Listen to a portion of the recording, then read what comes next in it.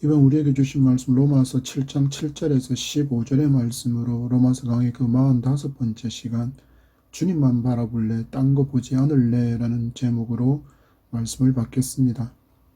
반지의 제왕이라는 영화가 있습니다. 그 영화에는 참 다양한 인물들이 등장하는데 그들이 보여주는 모습을 보면 이 땅을 살아가는 사람들의 모습이 그대로 보입니다. 특히 그 중에 프로도와 골룸이라는 주인공의 그 존재는 인간의 감춰진 욕망을 그대로 보여주는데 프로도라는 사람은 감춰져 있는 그런 욕망을 가진 인간을, 그리고 골룸이라는 존재는 탐욕을 쫓는 인간의 모습을 그대로 보여준다고 할 수 있습니다. 우리가 살아가는 세상을 보십시오. 거의 모든 사람이 이런 두 모습으로 살아가고 있지 않습니까? 얼마 전에 종영한 재벌집 막내 아들이라는 드라마는 한국을 대표하는 가상의 기업인 순양의 경영권을 둘러싼 피 비린내 나는 탐욕의 인간상을 날 것으로 보여주었습니다.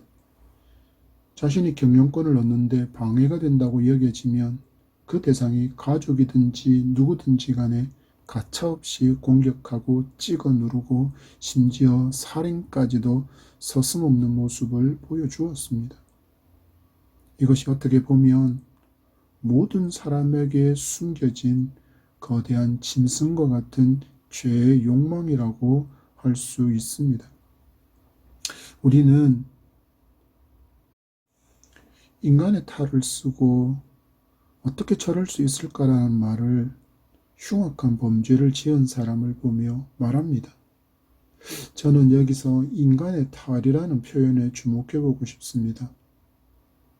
자기 속에 있는 그 죄성이 발각되지 않으려고 모두가 가면을 쓴 채 살아간다는 말처럼 다가왔기 때문입니다.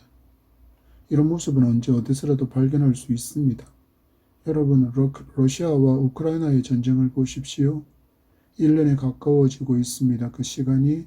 그리고 그동안 너무나도 많은 군인과 민간인 희생자가 발생했습니다. 전쟁을 일으키는 사람이 이런 일이 일어날 것을 전혀 예상하지 않고 전쟁을 시작했을까요? 아닙니다. 전쟁을 시작하는 사람은 치밀하게 계획을 세우고 전쟁을 일으킵니다. 전쟁에는 엄청난 것들이 필요하기 때문입니다. 사람도 필요합니다. 전쟁에 무기도 필요합니다. 연료도 필요합니다. 먹거리도 필요합니다. 잠잘 것도 필요합니다. 그리고 옷도 필요합니다. 그리고 이 모든 것에 물질이 있어야만 구비가 됩니다. 그 계획 속에는 이 전쟁으로 인해서 얼마나 많은 사상자가 발생할지, 민간인의 피해는 어떻게 될지, 그리고 재산상의 피해와 이익은 어떻게 될지 다 들어 있습니다. 이렇게 될 줄 알면서도 피비린내 나는 전쟁을 일으켰다는 것입니다. 왜일까요? 전쟁을 계획한 그들 속에 있는 탐욕이라는 이름의 죄성이 그들을 움직였기 때문입니다.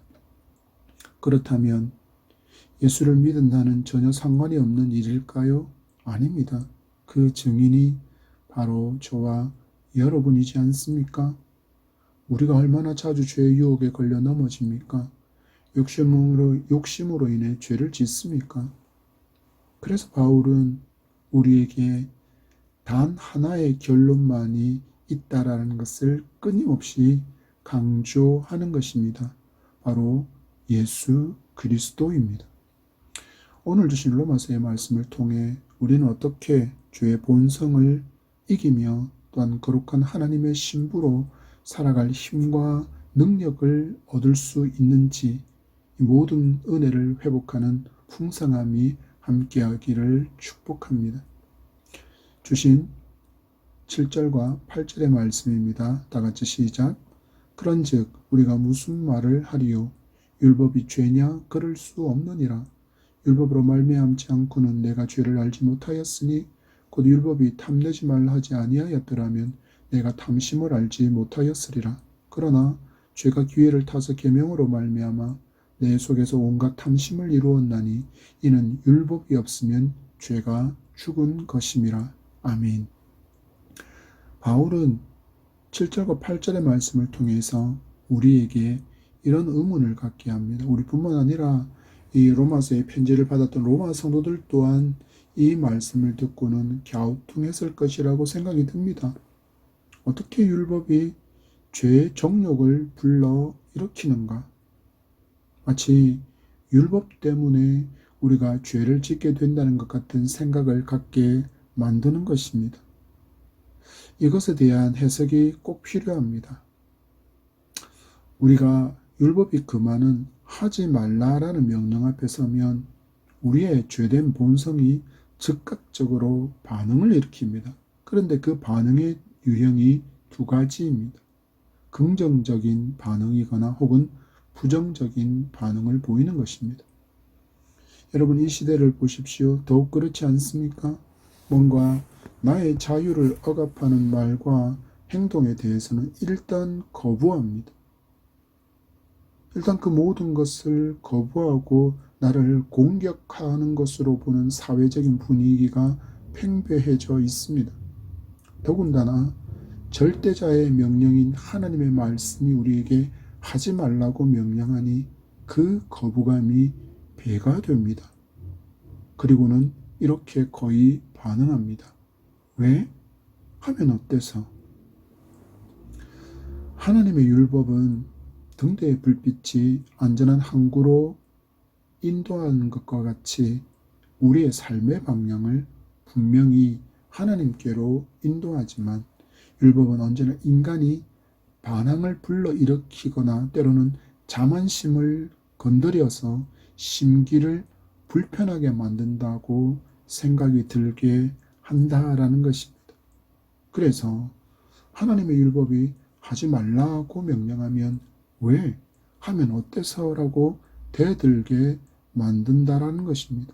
그리고 인간의 자만심은 율법의 적극적인 명령인 하라와 하지 말라의 명령을 받으면 그까짓 것 나 다른 사람보다 더 잘 실천하고 있어라는 반응을 보인다는 것입니다. 여러분, 두 가지의 반응을 보십시오. 율법을 받았을 때 하나는 거부하는 반응이, 그리고 하나는 스스로가 의로운 듯이 여기며 나는 그 명령을 잘 하고 있으니 자신과는 상관이 없다는 듯한 반응을 보이는 것입니다. 이 반응은 결과적으로 타락한 인간의 본성을 자극하고 그리고 결국 악으로 치우치게 만들어 죄를 짓게 만들게 된다는 것입니다. 거부감과 또한 자만감도 결국 우리를 죄인으로 만들기에 이것이 율법으로는 구원에 이룰 수 없는 율법의 한계라고 지금 바울이 알려주는 것입니다. 김서택 목사님은 로마서 강해에서 이런 설명을 여기 이 말씀에 덧붙이고 있는데 잠시 소개합니다. 우리는 미성년을 두어서 미성년과 성년을 엄격하게 구분하고 음주와 흡연 또한 성적인 표현이 노골적인 영화나 연극에는 18세 이하 관람 불가라고 제한을 걸어두지 않습니까? 그런데 희한하게도 18세 이하 관람 불가 문구를 보면 이에 적용받는 청소년들은 그 문구를 향해 왜? 하면 어때서? 라고 말하며 그 선을 넘으려고 노력한다라는 것입니다.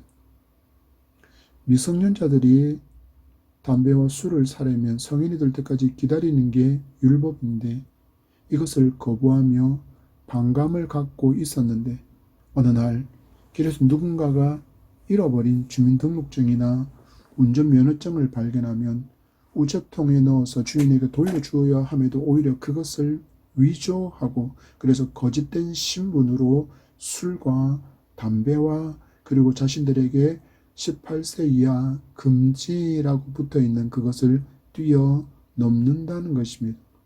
이 모습이 바로 율법의 거부감으로 반응하는 인간의 죄성의 한 단면이라고 말합니다. 그래서 성도는 하나님의 말씀을 받을 때 하라, 하지 말라의 명령이 결국 누구를 위한 것인지를 분명히 인식하고 살아야 그 율법의 기쁨으로 순종할 수 있습니다. 도로의 신호등이 분명히 불편함과 시간을 낭비하게 만드는 것 같이 느껴지며 때로는 저것이 무용지물이라고 거부하고 싶을 때가 있지만 신호등을 잘 준수함으로 우리는 교통사고를 예방할 수 있고 그로 인해 생명을 보호받을 수 있습니다. 결국 신호등은 나를 위해 존재하는 유익된 것입니다. 이어지는 7절에서 12절의 말씀입니다. 전에 율법을 깨닫지 못했을 때에는 내가 살았더니 계명의 이름에 죄가 살아나고 나는 죽었도다. 생명에 이르게 할 그 계명이 내게 대하여 도리어 사망에 이르게 하는 것이 되었도다. 죄가 기회를 타서 계명으로 말미암아 나를 속이고 그것으로 나를 죽였는지라. 이로보건대 율법은 거룩하고 계명도 거룩하고 의로우며 선하도다. 아멘. 말씀이 되게 어려운 것 같아서 메시지 성경을 같이 다시 한번 읽어드리겠습니다. 율법 조문이 나를 안내해 주는 것이 아니라 도리어 나를 유혹하는 일에 사용되어 버린 것입니다. 율법 조문이라는 장신구가 붙어 있지 않았을 때는 죄가 그저 따분하고 생기 없어 보였을 뿐 나는 그것에 별 관심을 기울이지 않았습니다. 그러나 죄가 율법 조문을 가져다가 장신구로 삼고 자신을 꾸미자 나는 그것에 속아 넘어가고 말았습니다. 나를 생명으로 안내해야 할 그 명령이 도리어 나를 넘어뜨리는 일, 나를 곤두박질 치게 하는 일에 사용되어 버린 것입니다. 이런 식으로 죄는 생기가 넘치게 되었으나 나는 완전히 생기를 잃고 말았습니다. 그러나 율법 조문 자체는 하나님께서 상식으로 여기시는 것으로서 각 명령은 모두 건전하고 거룩한 권고입니다. 아멘. 바울이 여기서 말하는 계명이 내게 대하여 도리어 사망에 이르게 하는 것이 되었다는 것은 무엇을 말하는 것입니까?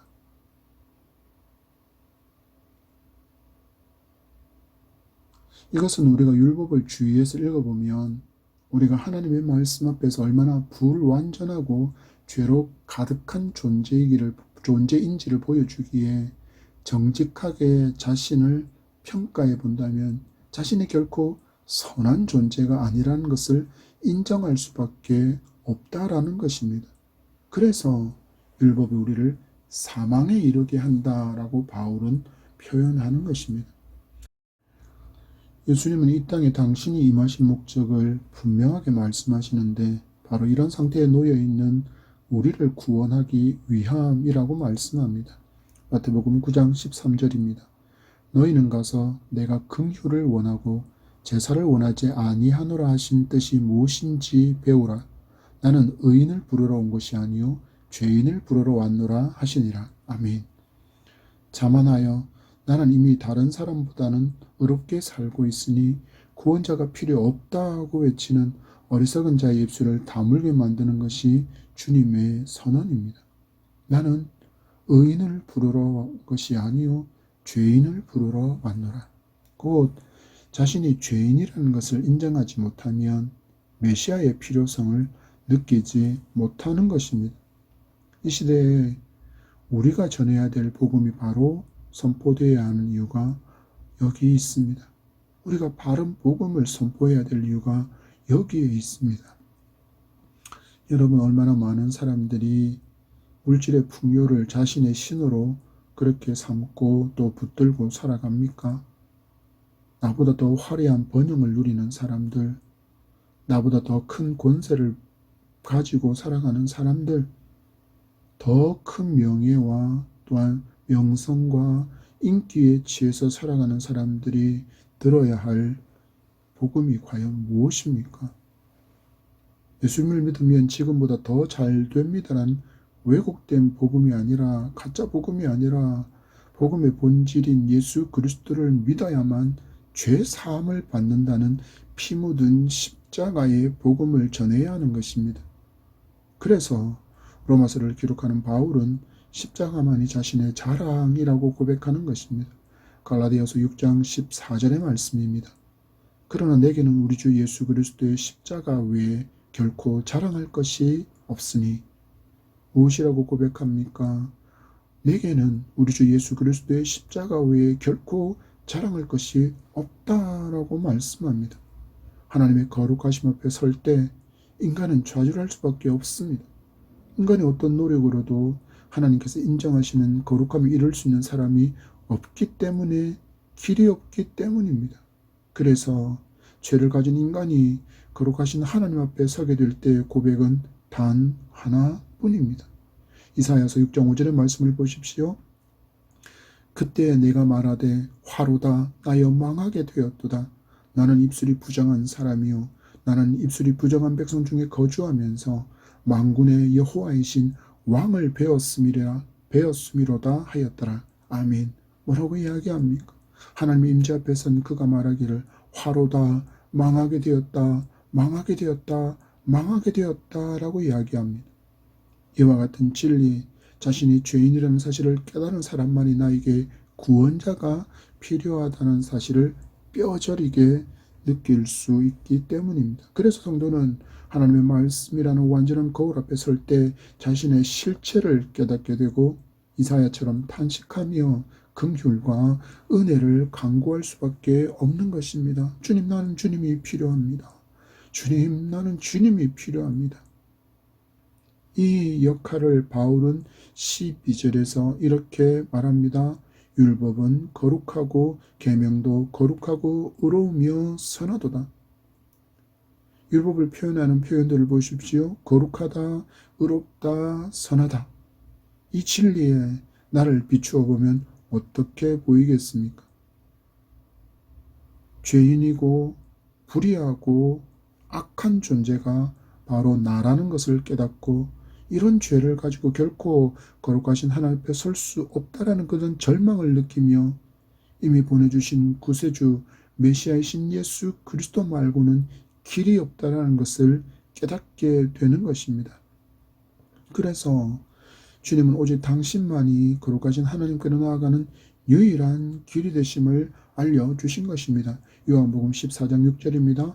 예수께서 이르시되 내가 곧 길이요 진리요 생명이니 나로 말미암지 않고는 아버지께로 올 자가 없느니라. 아멘. 바울은 이 진리를 갈라디아서를 통해서도 알려줍니다. 갈라디아서 3장 24절 말씀에 이같이 율법이 우리를 그리스도께로 인도하는 초등교사가 되어 우리로 하여금 믿음으로 말미암아 의롭다함을 얻게 하려 함이라. 아멘. 여러분, 은혜의 시대를 살기에 율법이 필요 없다고 말하는 것이 얼마나 어리석은 일인지를 우리는 분명히 알고 언제나 말씀과 기도가 함께하는 여러분의 신앙생활이 되기를 축복합니다. 은혜의 시대를 살고 있기에 우리는 더욱 거룩하신 하나님의 자녀다운 삶을 살기 위해서 말씀 안으로 들어가야 하는 것입니다. 말씀에 무관심하거나 말씀에 부주의한다면 신앙에서 중요한 것을 빼먹고 살아가는 것이기 때문입니다. 바울은 말합니다. 오늘 본문 7장 13절입니다. 같이 읽겠습니다. 시작. 그런즉 선한 것이 내게 사망이 되었느냐? 그럴 수 없느니라. 오직 죄가 죄로 드러나기 위하여 선한 그것으로 말미암아 나를 죽게 만들었으니 이는 계명으로 말미암아 죄로 심히 죄되게 하려 함이라. 아멘. 계명이 있음으로 인해서 성도는 죄의 심각성과 그 마지막에 처절한 고통의 자리를 미리 알고 죄를 멀리하는 삶을 살아가게 되는 것입니다. 여러분, 죄가 얼마나 무서운 것인지, 죄가 또 그 무게가 얼마나 무거운 것인지 하나님의 아들이신 예수님께서 죽으셔야만 하나님께서 값을 받으셨다고 선언하시고 인간의 죄사함을 선언하실 수 있었습니다. 그래서 예수님께서 죽으셔야만 했던 이 죄를 내가 어찌 즐거이 지으리오라고 우리는 선포하며 살아야 하는 것입니다.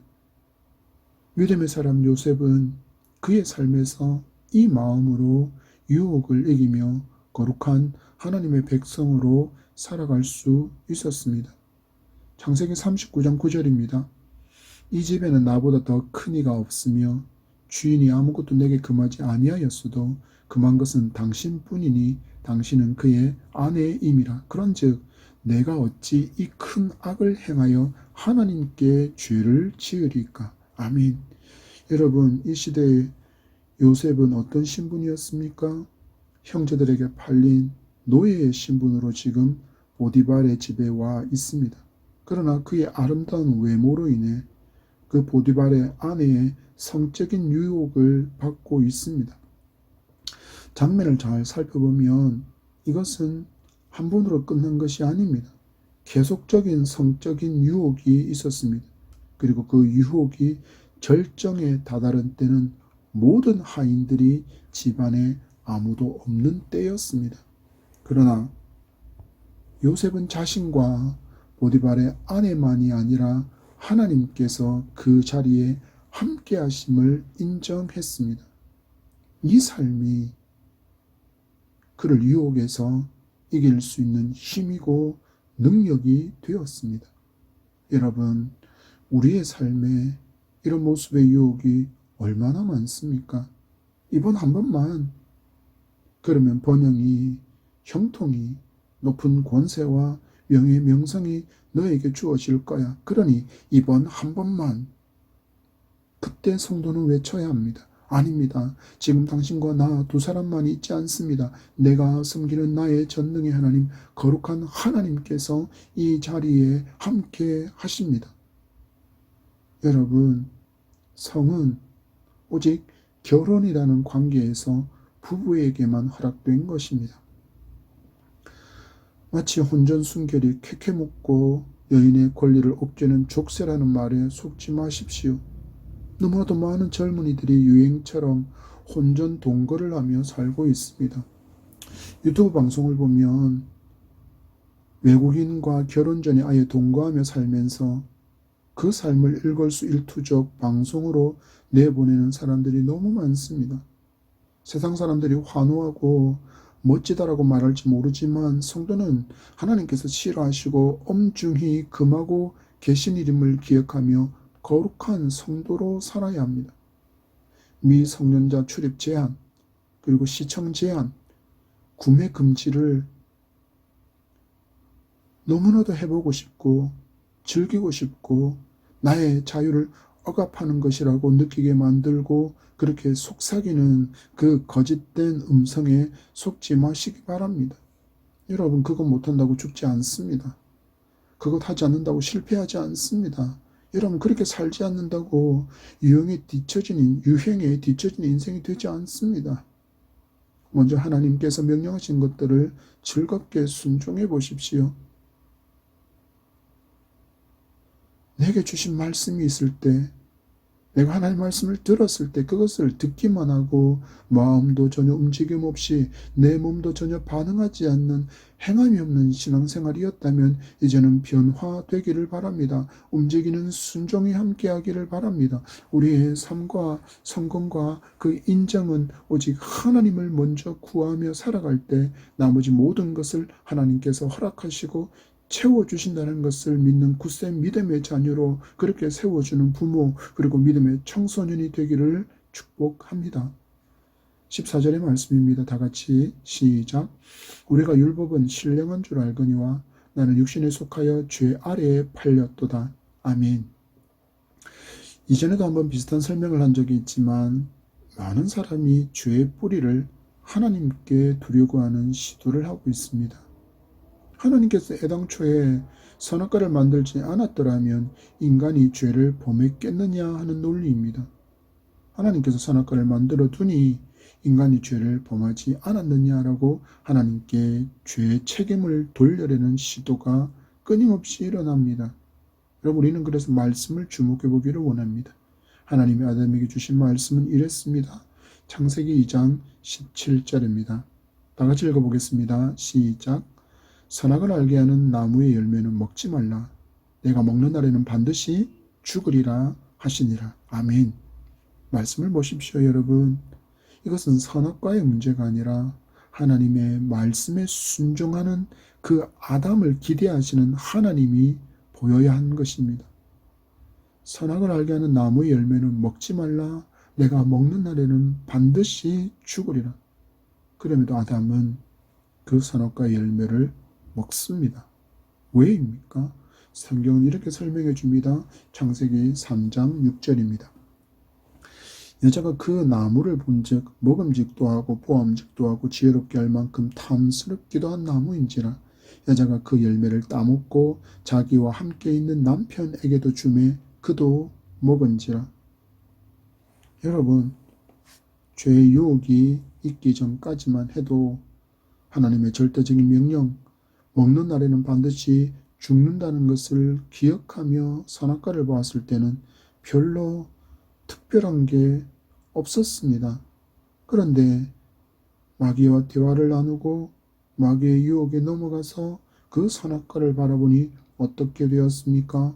먹음직도 보암직도 지혜롭게 할 만큼 탐스럽기도 한 나무로 보였습니다. 나무가 변화된 것입니까? 아닙니다, 여러분. 아닙니다. 나무가 변화된 것이 아닙니다. 인간의 마음이 변화된 것입니다. 야고보서는 이것을 이렇게 표현합니다. 야고보서 1장 15절 말씀에 욕심이 잉태한 즉 죄를 낳고 죄가 장성한 즉 사망을 낳느니라. 아멘. 결국 인간의 욕심으로 인해서 이 땅에 죄가 들어오게 된 것입니다. 바울은 이 어리석은 인간의 행위에 대해서 자신을 죄에 팔았다라고 표현하고 있습니다. 우리도 말할 때가 있습니다. 아무도 없다. 아무도 모른다. 이번 한 번만 이라는 유혹 앞에 자신을 죄에 파는 어리석은 사람이 되지 않고 요셉처럼 아닙니다. 당신과 나 사이에는 거룩하신 하나님의 임재가 있습니다. 라고 선포하며 거룩한 주의 신부로 살아가는 우리가 되기를 축복합니다. 우리는 할 수 없지만 이미 죄의 권세와 사망의 권세를 십자가의 사건으로 또 부활로 깨뜨리신 승리의 이름이신 예수 그리스도가 우리에게 있기 때문입니다. 그래서 우리는 그분의 이름을 의지하고 그분을 의지하면 그분이 주시는 힘과 능력으로 거룩한 신부답게 살아갈 수 있습니다. 15절의 말씀입니다. 다 같이 시작. 내가 행하는 것을 내가 알지 못하노니 곧 내가 원하는 것은 행하지 아니하고 도리어 미워하는 것을 행함이라. 아멘. 내 힘을 의지하면 우리는 결코 죄의 유혹을 내 안에 잠들어 있던 그 거대한 괴수와 같은 죄성을 이길 수 없습니다. 바울이 말하지 않습니까? 내가 행하는 것을 나도 알지 못한다. 내가 왜 하는지도 알지 못하는 것을 나는 행한다라고 말하고 있습니다. 우리가 신앙생활을 하면서 죄의 유혹을 안 받는 때는 없습니다. 그래서 얼마나 많이 노력하는지 모릅니다. 그런데도 또 죄에 걸려 넘어집니다. 하나님의 말씀이 마치 우리에게 완전 무결함을 요구한다고 느껴집니다. 그런데 내 삶의 모습이 그것에 전혀 미치지 못하는 것 같고 또 하나님은 너무 멀리 계신 것처럼 그것이 크게 다가와서 하나님의 말씀이 오히려 짐이 되고 부담이 되어 버립니다. 고민이 꼬리를 뭅니다. 이 갈등이 깊어지고 길어지면 어느 순간 자포자기하는 순간이 찾아와서 세상으로 떠내려가 버리게 됩니다. 여러분 보십시오. 이 시대에 얼마나 많은 청년들이, 청소년들이 이런 갈등을 겪고 있는지, 그리고 어느 순간에 교회를 떠나 술 마시고 담배 피고 음란으로 금지된 벽을 너무 쉽게 뛰어넘습니다. 죄의 힘을 내 힘과 의지와 노력으로 해결하려고 했기 때문입니다. 우리 다시 복음을 정확하게 합시다. 여러분, 복음이 무엇입니까? 내게 임한 구원의 기쁜 소식입니다. 하나님의 독생자 예수 그리스도께서 나를 대신해서 십자가에서 죽으심으로 나의 모든 죄값을 지불했다는 소식입니다. 그래서 예수 그리스도를 나의 구원자로 믿으면 모든 죄를 용서해 주신다는 사죄의 은총이 선물로 주어진 것이 바로 복음입니다. 내 힘으로, 내 능력으로, 내 의지로, 내 헌신과 봉사와 수고로 죄를 이길 수는 없습니다. 그래서 내 힘과 능력은 오직 예수 그리스도라고 고백하며 살아가는 사람이 성도인 것입니다. 우리는 분명히 죽는 순간까지 죄의 유혹을 받을 것입니다. 그래서 또 얼마나 많이 쓰러지고 넘어지고 좌절할지 모릅니다. 그러나 기억하십시오. 그럼에도 하나님은 여전히 내 손을 붙잡고 계신다는 사실을, 그리고 여전히 내 이름은 하나님의 생명책에 기록되어 있다라는 것을 믿고 나아가기를 바랍니다. 그 믿음 가운데 범죄한 우리가 하나님께 회개하고 용서를 구하면 또 다시 이길 힘과 능력을 주시고 남은 순례의 길을 힘차게 걸어갈 수 있도록 우리를 인도해 가시는 전능의 하나님이심을 믿으며 우리 순례의 길을 걸어갈 수 있기를 바랍니다.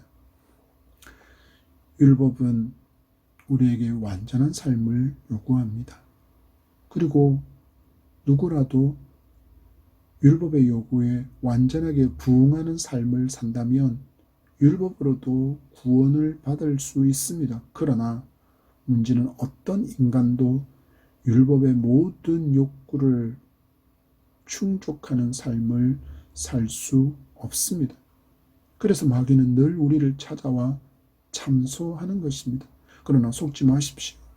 율법이 우리에게 이것이 하나님의 명령이라고 말하는 것을 우리는 순종하기에 힘써야 하지만 이 순종으로 인해 내 의가 이루어지고 구원에 가까워진다는 생각을 버리시기 바랍니다. 그런 일은 없습니다.